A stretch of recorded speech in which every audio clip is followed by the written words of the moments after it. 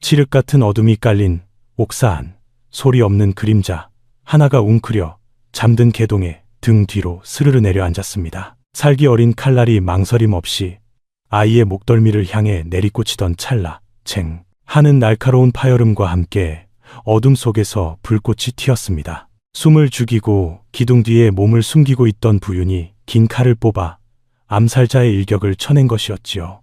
내 놈들이 올 줄 알았다. 쥐새끼처럼 밤을 틈타 죄 없는 아이를 노리다니. 부윤의 호통에 당황한 암살자가 뒤로 물러섰고 좁은 감옥은 순식간에 생사를 가르는 치열한 싸움터로 변모하고야 말았더랍니다.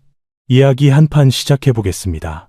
때는 바야흐로 삭풍이 살을 내는 듯한 한성의 겨울이었더랍니다. 하늘에선 금방이라도 찢어질 듯한 잿빛 구름이 낮게 드리워져 있었고 그 사이로 쏟아지는 눈발은 세상을 온통 하얀 소복으로 덮어버리고 있었지요. 그의 겨울의 추위는 유독 지독하고 모질었으니 가난한 백성들의 등짐 위로 얼음 채찍을 후려치는 것만 같았고 굶주린 아이들의 울음소리마저 꽁꽁 얼어붙게 만드는 혹한이었던 것입니다. 도성이라 불리는 한성이라고 해서 사정이 다를 것은 없었겠지요. 높다란 기와지붕 아래에서는 온기가 새어 나왔을지언정 굽이굽이 이어진 흙벽 골목길에는 시린 바람만이 주인이 되어 흐느끼듯 울부짖으며 떠돌았더랍니다. 그 삭풍이 몰아치는 골목 어귀 얼어붙은 쓰레기 더미를 뒤지는 자그마한 그림자 하나가 있었으니 바로 나이 이제 겨우 12살이 된 소년 개동이었습니다.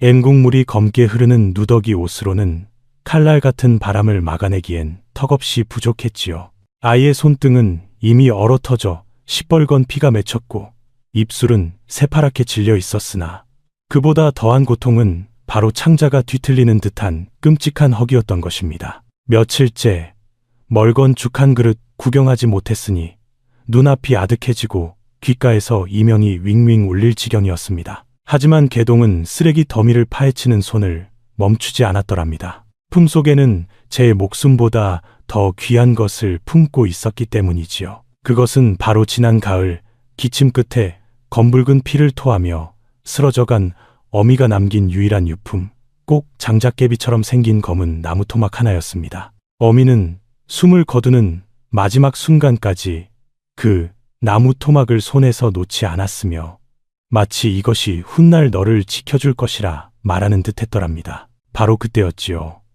골목 저편에서부터 땅을 울리는 둔탁한 북소리와 함께 날카로운 나팔 소리가 눈보라를 찢고 들려오기 시작했습니다. 그 소리는 굶주림과 추위에 신음하는 이 도성의 분위기와는 전혀 어울리지 않는 위압적이고도 서슬퍼런 소리였으니 바로 이 나라의 국모이신 중전마마의 행차를 알리는 소리였던 것입니다. 이윽고 위세등등한 군사들을 앞세운 화려한 행렬이 모습을 드러냈습니다. 길가의 백성들은 약속이라도 한 듯 땅에 머리를 조아렸고 감히 그 행렬을 올려다보는 이 하나 없었지요. 개동 역시 황급히 몸을 낮춰 길가에 엎드렸습니다.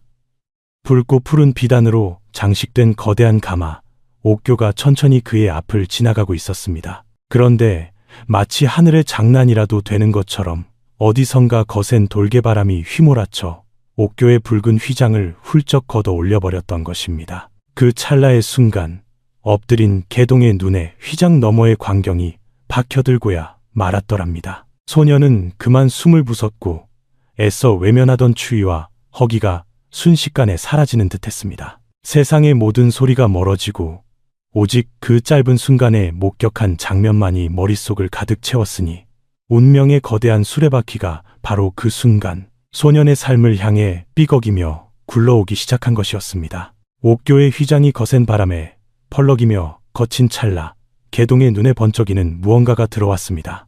그것은 중전의 머리 위에서 영롱하게 빛나는 그러나 기이하게도 머리 부분이 뚝 부러져 나간 빛의 봉황 비녀였습니다. 세상 사람들은 왕비가 검소하여 깨진 비녀조차 아낀다며 칭송했으나 실은 그 비녀야말로 자신이 진짜 주인임을 주장할 수 있는 유일한 증표였기에 버리지 못했던 것입니다. 순간 개동의 심장이 재를 듯 뛰기 시작했습니다. 품속 깊이 간직해온 돌아가신 어미가 피를 토하며 건네주었던 바로 그 봉황 머리 조각과 저 비녀의 부러진 단면이 완벽하게 들어맞을 것임을 본능적으로 알아챘기 때문입니다. 개동은 뼛속까지 시리던 추위도 잊은 채 홀린 듯 저도 모르게 중얼거리고야 말았더랍니다. 어머니의 봉황머리와 똑같아. 그것은 누구에게 들으라고 한 말도 아니요. 그저 운명의 전율에 휩싸인 가냘픈 속삭임에 불과했던 것입니다. 허나 그 작은 속삭임이야말로 재앙을 불러오는 주문이 될 줄이야 그 누가 알았겠습니까? 그 말이 채 끝나기도 전에 곁을 지키던 군사의 날카로운 눈이 소년을 향했고 뒤이어 무쇠 같은 주먹이 어린 소년의 뺨을 후려쳤던 것입니다. 네 이놈, 감히 어느 안전이라고 국모를 향해 망령된 소리를 짓거리는가. 추상 같은 호령과 함께 무자비한 발길질이 쉴 새 없이 이어졌습니다. 가냘픈 소년의 몸은 마치 헌누더기처럼 길바닥을 나뒹굴었고 뼈가 으스러지는 듯한 고통에 비명조차 지를 수 없었지요. 이 무슨 병고인지 알지도 못한 채 개동은 짐승처럼 끌려가기 시작했습니다. 바로 그때 마침 행렬의 뒤를 따르던 젊은 부윤 하나가 그 광경을 목격하고는 급히 말고삐를 잡아당겼지요. 그는 아이의 행색과 겁에 질린 눈을 보고 즉결처형만은 가혹하다 여겼는지 군사들을 만류하며 우선 옥에 가두라 명했더랍니다. 그것이 자비였는지 아니면 더 큰 고통의 시작이었는지는 그때 아무도 알지 못했지요. 그렇게 개동은 빛 한 줌 들지 않는 차가운 돌감옥에 던져지고야 말았습니다. 축축한 흙냄새와 퀴퀴한 곰팡이 냄새가 코를 찔렀고 바닥에서 올라오는 한기는 뼛속까지 파고드는 것만 같았더랍니다. 소녀는 그저 온몸을 웅크린 채 가늘게 떨기만 했으니 무엇을 잘못했는지조차 알지 못하는 억울함과 눈앞이 캄캄해지는 공포가 어린 영혼을 갉아먹고 있었던 것입니다. 한편 그 작은 소동에 대한 소문은 날개를 단 듯 삽시간의 궁궐담을 넘어 마침내 중전의 귀에까지 흘러들어갔으니 한낱거지 아이가 중전의 비녀를 보고 어미의 것이라 망언을 했다는 이야기였지요. 그 말을 전해 들은 순간 왕비의 아름다운 얼굴 위로 얼음장 같은 그늘이 스쳐 지나갔습니다. 아무도 눈치채지 못한 찰나의 변화였으나 그녀의 등줄기로는 식은땀 한 줄기가 흘러내리고 있었더랍니다. 자신의 완벽하게 숨겨온 과거가 그 천하고도 끔찍한 비밀이 부러진 비녀 한 조각과 함께 저잣거리에 나뒹굴고 있다는 공포였지요. 그녀는 가장 신이 많은 내관을 조용히 불렀고 붉은 입술을 거의 움직이지도 않은 채 겨울 서리보다도 차가운 목소리로 명을 내렸더랍니다. 아이를 죽여라. 그리고 남은 비녀를 가져오너라. 차가운 돌바닥에서 올라오는 음습한 한기는 살아있는 자의 온기마저 모조리 빼앗아 갈 듯 매서웠더랍니다. 그날 밤 옥사를 다시 찾은 부윤의 마음은 착잡하기 그지없었으니 낮에 보았던 아이의 겁에 질린 눈망울이 자꾸만 눈앞에 어른거려 도무지 떨쳐낼 수가 없었던 것입니다. 횃불이 희미하게 흔들리는 감옥 안 구석에 웅크린 개동의 모습은 바람 앞에 촛불처럼 위태롭고 간임팠지요. 부윤은 마른 기침으로 목을 가다듬고는 조용히 입을 열었더랍니다. 어찌하여 그런 말을 하였느냐? 그 목소리에는 문책의 날카로움보다는 애처로움이 더 짙게 배어 있었으니 그는 정녕 이 모든 것이 어린아이의 허기진 망상에 불과하기를 간절히 바라고 있었던 것입니다. 아이는 한참을 떨리는 어깨로 흐느끼다 간신히 고개를 들고 띄엄띄엄 말을 잇기 시작했지요. 어머니께서 꼭 지키라 하셨습니다. 아이는 품속에서 그 검은 나무 토막을 소중히 꺼내 보였는데 그것은 결코 평범한 장작개비가 아니었더랍니다. 자세히 보니 반으로 뚝 부러진 비녀의 한쪽이었고 거친 나무 껍질 아래로 언뜻 비취의 푸른 빛이 신비롭게 감돌고 있었으니 이는 필시 귀한 신분을 지닌 여인의 물건임이 틀림없었지요. 부윤의 심장이 쿵 하고 바닥으로 떨어지는 듯했더랍니다. 아이의 이야기는 거기서 그치지 않았으니 기억을 더듬는 그 목소리는 더욱더 애달팠던 것입니다. 등에 큰 흉터가 있었고 늘 바닥에 봉황을 그리다 우셨습니다. 봉황이라니 그것은 오직 국모만이 사용할 수 있는 존귀한 문양이 아니겠습니까? 흙바닥에 봉황을 그리며 피눈물을 삼켰을 한 여인의 모습과 반쪽짜리 비취 비녀 그리고 왕비의 머리에서 보았던 나머지 반쪽 흩어져 있던 조각들이 하나의 끔찍한 진실을 향해 맞물려 들어가기 시작하자 부윤은 숨이 턱 막혀오는 것을 느꼈지요. 머릿속이 아득해지며 저도 모르게 중얼거렸습니다. 이 아이의 어미가 설마 만약 그 끔찍한 예감이 사실이라면 이 아이는 그저 불경한 말을 짓거린 거지가 아니라 왕실의 가장 깊고 어두운 비밀을 품고 있는 존재였던 것입니다. 그리고 그 비밀을 지키기 위해서라면 저 궁궐의 주인은 무슨 짓이든 서슴지 않을 터였지요. 부윤의 등줄기로 식은땀이 폭포수처럼 흘러내리기 시작했더랍니다. 한편 그 시각 화려하기 그지없는 중궁전에서는 왕비가 따스한 탕차를 마시며 더없이 평온한 표정을 짓고 있었더랍니다. 그녀에게 한낱 거지, 아이 하나의 목숨은 길가의 돌멩이보다도 하찮은 것이었으니 제 손에 피 한 방울 묻히지 않고도 능히 어둠 속으로 사라지게 할 수 있었지요. 지난 세월, 자신의 과거를 지우기 위해 얼마나 많은 것을 묻어왔던가. 그에 비하면 아이 하나를 처리하는 것은 식은 죽 먹기보다도 쉬운 일이라 여겼던 것입니다. 자신의 비밀은 완벽했고 그 비밀을 지키는 성벽은 철옹성이라 믿었으니 그 오만함이야말로 곧 다가올 비극의 씨앗이 될 줄은 꿈에도 생각지 못했더랍니다. 그녀는 탕기 너머로 비치는 자신의 아름다운 얼굴을 바라보며 나직이 미소 지었으니 그 미소는 달빛 아래 하얗게 빛나는 뱀의 비늘처럼 차갑고도 섬뜩했지요. 그날 밤 자시 옥사의 공기는 유난히 무겁고 축축했더랍니다. 모두가 깊은 잠에 빠진 그때 소리 없는 그림자 두 개가 담을 넘어 옥사로 스며들었습니다. 그들의 손에 들린 칼날은 교활한 달빛을 받아 서슬퍼런 빛을 토해내고 있었지요. 그림자 하나가 잠든 개동의 머리맡으로 다가서서 칼을 높이 쳐들었습니다. 아이의 가녀린 숨소리가 마지막이 될 바로 그 찰나 챙 하는 날카로운 파열음이 정적을 찢었습니다.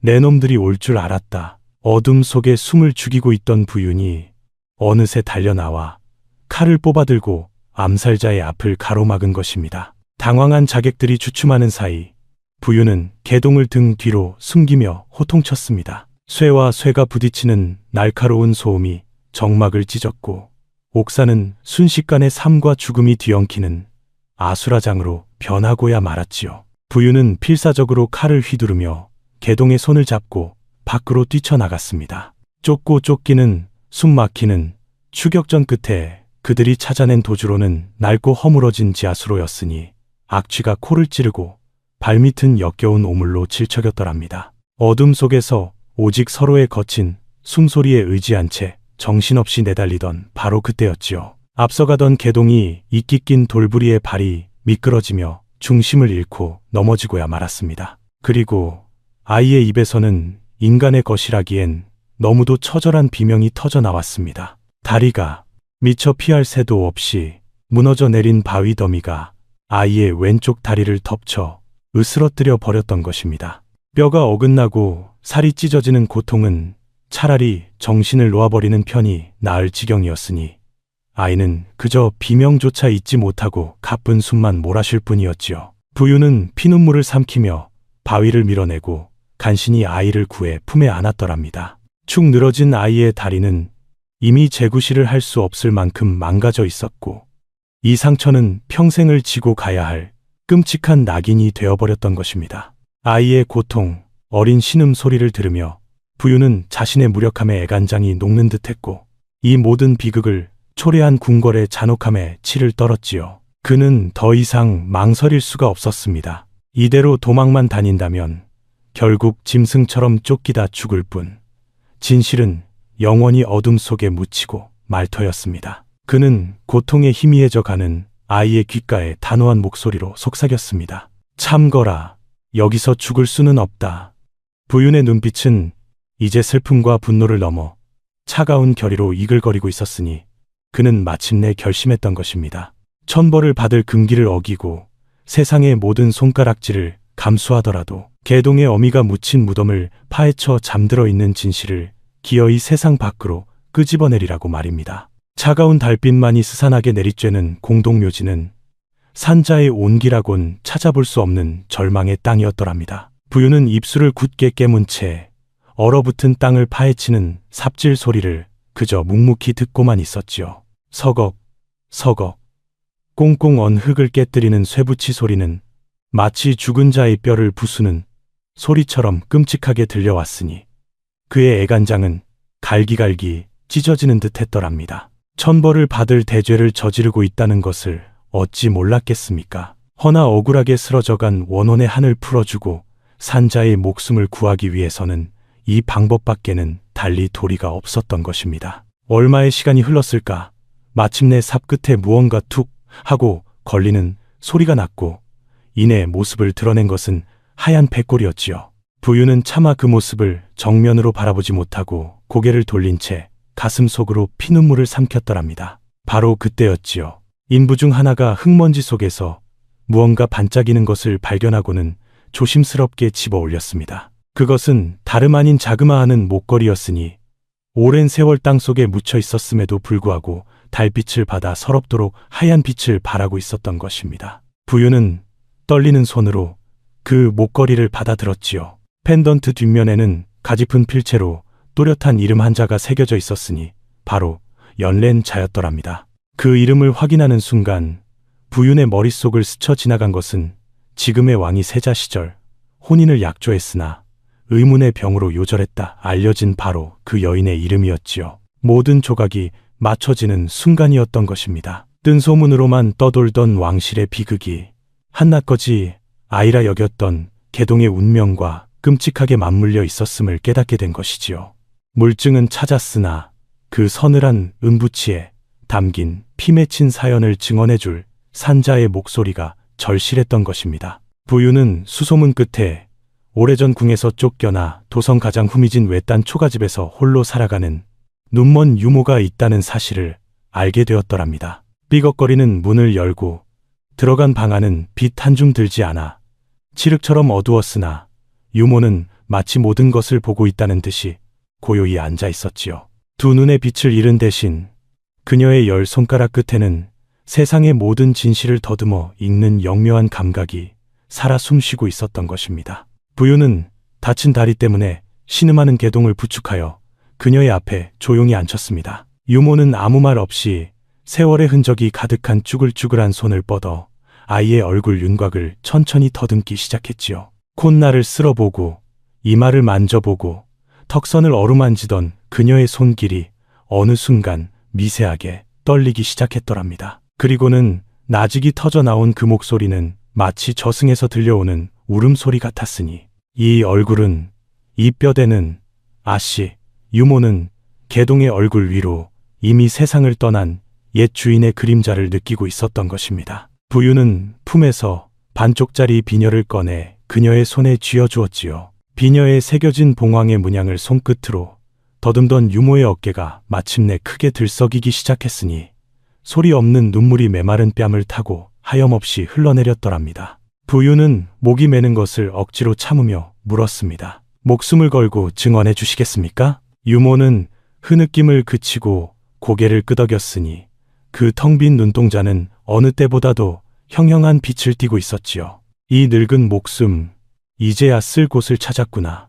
그것은 한평생 그리움과 한을 품고 살아온 늙은 충신의 마지막 맹세였던 것입니다. 그렇게 진실의 칼날이 어둠 속에서 조용히 벼려지고 있을 무렵 저 높고 화려한 궁궐 담장 안에서는 전혀 다른 종류의 파문이 일고 있었더랍니다. 왕비는 신임하는 내관으로부터 올라온 보고를 듣고 있었으니 옥사의 원인 모를 불이 나 전소되었으나 정작 그 아이의 시신은 어디에서도 발견되지 않았다는 이야기였지요. 그 말을 듣는 순간까지도 더없이 평온했던 왕비의 손에서 찻잔이 미끄러져 떨어지고야 말았습니다. 쨍그랑 맑고 날카로운 파여름이 고요한 전각을 갈랐습니다. 자신의 완벽한 계획에 생긴 첫 번째 균열이었지요. 그녀는 언제나 모든 것을 통제해왔고 자신의 길을 막는 것은 무엇이든 흔적도 없이 치워버렸더랍니다. 허나 이번에는 달랐습니다. 아이가 사라졌다는 것, 그것은 죽었다는 확인보다도 훨씬 더 끔찍한 공포를 불러일으키는 것이었으니 등줄기를 타고 오르는 섬뜩한 한기를 막을 수가 없었더랍니다. 완벽하다고 믿었던 자신의 성벽에 눈에 보이지 않는 균열이 가기 시작했음을, 그리고 그 틈으로 십수년 전 자신이 직접 묻어버렸던 과거의 망령이 스멀스멀 기어나오고 있음을 그녀는 본능적으로 직감했던 것입니다. 왕비의 아름다운 얼굴에서 처음으로 핏기가 사라지기 시작했지요. 마침내 운명의 그날이 밝았으니 부유는 다리가 부서진 개동과 눈먼 유모를 이끌고 제 목숨과 가문의 명운을 온전히 내걸고서 식문고를 향해 나아갔더랍니다. 둥, 둥, 둥, 둥. 하늘의 분노를 대변하듯 땅의 원통함을 호소하듯 둔탁하고도 서러운 북소리가 새벽의 정적을 깨고 온 도성에 울려 퍼지기 시작했던 것입니다. 그것은 그저 단순한 북소리가 아니었으니 억울한 자가 자신의 목숨을 걸어야만 울릴 수 있는 마지막 절규이자 감히 임금의 귀를 향해 진실을 고하는 천둥과도 같은 소리였지요. 궁궐은 순식간에 벌집을 쑤신 듯 발칵 뒤집혔고 용상에 앉은 임금의 얼굴은 서리빨 같은 분노로 굳어졌더랍니다. 허나 그 분노 아래에는 감출 수 없는 불안의 그림자가 짙게 드리워져 있었으니 그는 곧 어전으로 그들을 모두 불러들이라 명했지요. 그렇게 서슬퍼런 위험이 가득한 어전에서 세월도 감히 범접하지 못할 것 같던 왕비와 남루한 행색의 부윤, 그리고 겁에 질려 파랗게 떨고 있는 개동과 텅 빈 눈으로 허공을 응시하는 눈먼 유모가 마주서게 되었던 것입니다. 숨 막히는 침묵 속에서 왕비는 먼저 입을 열었으니 그 목소리는 얼음장처럼 차갑고도 날카로웠더랍니다. 모든 것은 부윤이 꾸며낸 음해이며 저 천한 거지, 아이의 망령된 거짓말에 불과하다고 말이지요. 그녀의 얼굴에는 한 점의 흔들림도 없는 듯 보였으나 굳게 맞잡은 손끝만은 미세하게 떨리고 있었음을 아는 이는 아무도 없었지요. 부윤은 묵묵히 고개를 조아린 채 품에서 반쪽짜리 비녀를 꺼내 임금에게 바쳤습니다. 임금은 싸늘한 눈으로 왕비의 머리를 향했고 왕비는 더 이상 피할 수 없음을 깨닫고는 마지못해 자신의 머리에 꽂힌 나머지 반쪽 비녀를 빼내어 내관에게 건넸더랍니다. 중전은 끝까지 표독스러운 눈빛을 거두지 않으며 소리쳤습니다. 저 늙은 년이 노망이 났구나. 감히 국모를 능멸하다니. 여봐라, 당장 저것들의 주리를 틀어라. 그때 유모가 지팡이를 쿵 찍으며 떨리는 목소리로 허나 서리빨처럼 또렷하게 외쳤습니다. 전하, 제 주인 아씨의 몸은 옥처럼 깨끗하였으나 종년오리는 어린 시절 부엌에서 일하다 끓는 물에 데어 오른쪽 귀 뒤에 흉측한 화상 자국이 있사옵니다. 부디 지금 당장 중전마마의 귀 뒤를 확인하여 주시옵소서. 그 말이 떨어지자마자 중전의 손이 반사적으로 자신의 오른쪽 귀 뒤를 감싸 쥐었습니다. 그 찰나의 행동이야말로 100마디 말보다 더 확실한 자백이었지요. 임금의 눈빛이 차갑게 식어내렸고 호위무사들이 중전을 향해 다가서자 그녀는 뒷걸음질치며 절망적인 비명을 질렀습니다. 오지 마라. 내 자리다. 이 자리는 내 것이란 말이다. 그녀는 피눈물을 토해내듯 자신의 모든 죄악을 광소와 함께 쏟아내기 시작했으니 진짜 주인을 절벽 아래로 밀어버리고 그녀의 신분을 훔쳤으며 자신의 과거를 아는 모든 이들을 어둠 속으로 쓸어버렸노라고 미친 듯이 외쳐댔더랍니다. 그리고 그 광란의 자백이 채 끝나기도 전에 그녀는 품속에 숨겨두었던 작은 독약병을 꺼내 단숨에 마셔버렸지요. 검붉은 피를 토하며 쓰러지는 그녀의 얼굴에는 기묘한 미소가 걸려 있었으니 그것은 파멸의 순간에서야 비로소 얻게 된 끔찍한 해방감이었을지도 모를 일입니다. 그렇게 12년간의 끔찍한 거짓이 바로잡히고 죽은 어미에 맺힌 한이 풀리는 순간이었지요. 왕비의 가문은 멸문지화를 당하여 역사의 뒤안길로 사라졌으며 눈먼 유모는 옛 주인의 무덤 앞에서 한참을 소리 없이 눈물만 흘렸더랍니다. 개동은 비록 평생을 절름발이로 살아가야 하는 씻을 수 없는 상처를 얻었으나 마침내 하늘 아래 제 이름을 되찾고 어미의 원혼을 달랠 수 있었으니 인과응보의 거대한 수레바퀴는 이토록 더디고도 무섭게 제자리를 찾아가는 법이었던 것입니다. 모든 것이 끝난 궁궐의 처마 끝으로 불어오는 바람은 더 이상 억울한 원혼의 흐느낌이 아닌 비로소 평안을 찾은 영혼의 나직한 속삭임처럼 고요하고 또 고요했더랍니다. 그리하여 12년간의 끔찍한 거짓이 거치고 마른 하늘의 날벼락처럼 진실이 드러났더랍니다. 모든 것이 제자리를 찾은 듯했으나 이미 엎질러진 물은 다시 주워 담을 수 없는 법이요. 죽은 자는 돌아오지 않는 법이었지요. 후일 임금은 피 묻은 옥좌를 지켜낸 대가로 절뚝이는 소년을 조용히 불렀던 것입니다.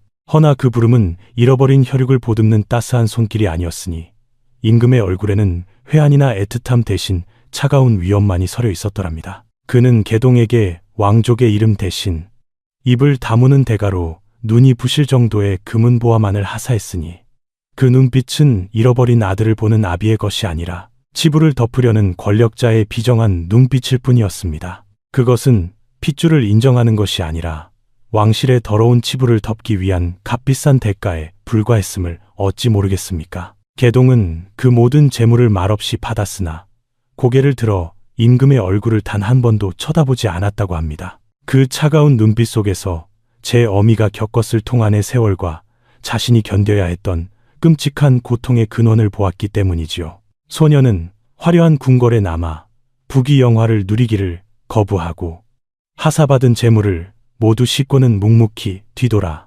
절뚝이며 걸어 나갔더랍니다. 그 걸음걸음마다 뼈를 깎는 고통이 뒤따랐으나 소년의 마음은 오히려 평온했으니 피비린내 나는 욕망이 들끓는 저 차가운 돌집보다 얼어붙은 땅 속에 누운 어미의 곁이 훨씬 더 따스했기 때문이었던 것입니다. 빚은 마침내 갚아졌으나 소년의 다리에 새겨진 흉터와 가슴에 남은 응어리는 평생 지워지지 않을 낙인이 되어버렸지요. 그 후 개동은 그 많던 재물로 제 몸 하나 편히 뉘일 집 한 칸 짓지 않고 가장 먼저 어미의 이름 없는 무덤을 찾아갔더랍니다. 그는 나라에서 제일 가는 석공을 불러와 정성껏 봉분을 다듬고 비석을 세웠으니 그 차가운 돌 위에 마침내 제 어미의 진짜 이름 연넨이라는 두 글자를 또렷하게 새겨 넣었습니다. 그리고 평생을 그 무덤 곁에 작은 냇집을 짓고 살며 아침 저녁으로 어미의 무덤을 쓸고 닦으며 그 곁을 지켰다고 전해집니다. 사람들은